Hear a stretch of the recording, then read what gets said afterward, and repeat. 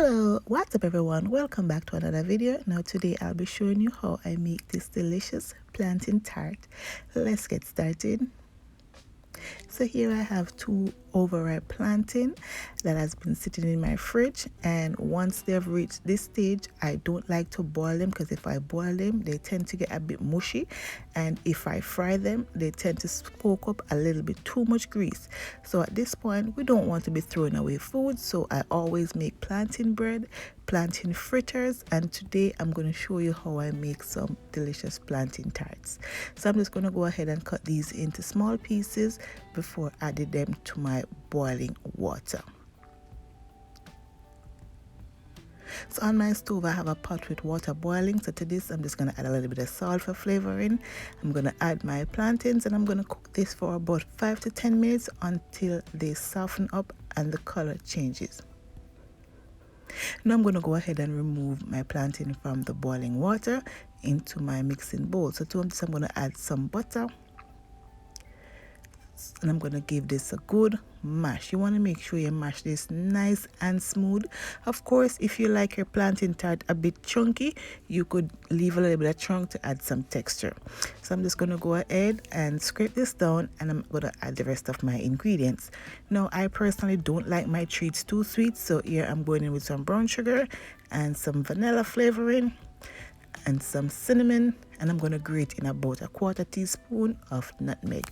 I will write everything that I'm using in the description box or in the comment section so you could see everything that I'm using and the correct measurements. So I'm going to go ahead and give this a good mix to combine.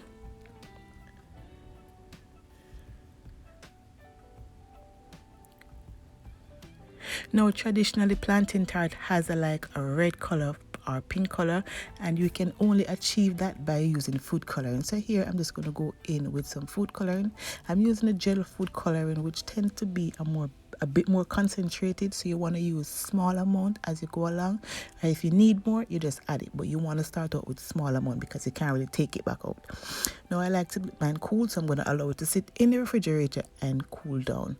Normally I would make my pastry from scratch, but I have a puff pastry dough in my fridge, so I decided to go ahead and use this. So I'm just going to cut this up into some square and show you how I get it done. So you want to work fast with this one because puff pastry is really soft and thin and buttery, so you want to work fast. I personally, when I'm using this, I work with my fridge, so the moment I make one I add it to my refrigerator until all of them is done. So I'm just going to go ahead, add my filling, seal the edges, and then I'm going to use a fork to make sure that they are fully secured, and then I'm going to add a few vents in the top to make sure that when it's baking it doesn't burst in the oven. So I'm just going to go ahead and use the fork to give it a little vent area up top and also to make it look pretty.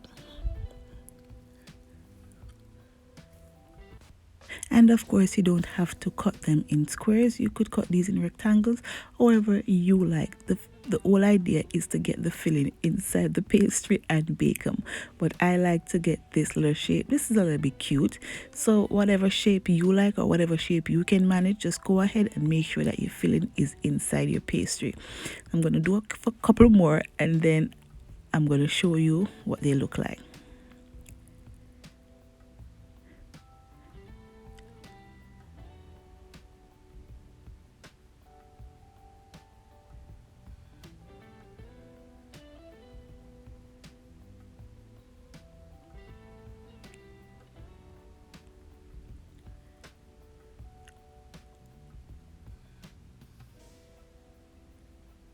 Now that these are done, it's time for me to bake. So my oven is being preheated at 350 degrees, and I'm just going to brush on some almond milk, but of course if you want to use egg wash you could go ahead, and then I'm just going to add some of that brown sugar on top for a more rustic feel and a little bit more caramelization once it bakes. And into the oven this will go for about 25 to 30 minutes or until your puff pastry is nice and flaky.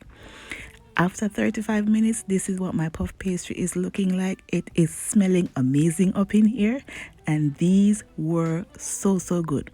Now guys, please remember to like, share, comment, and subscribe to this channel for more awesome content. Now I'm going to go ahead and show you what it's looking like on the inside. And this was so tasty. The crust was flaky, the filling was sweet and not too sweet, a little bit of tart, and all of the deliciousness mentioned above. That's it, my beautiful people. I thank you so much for watching. Until then, I'll see you in my next one. Bye bye.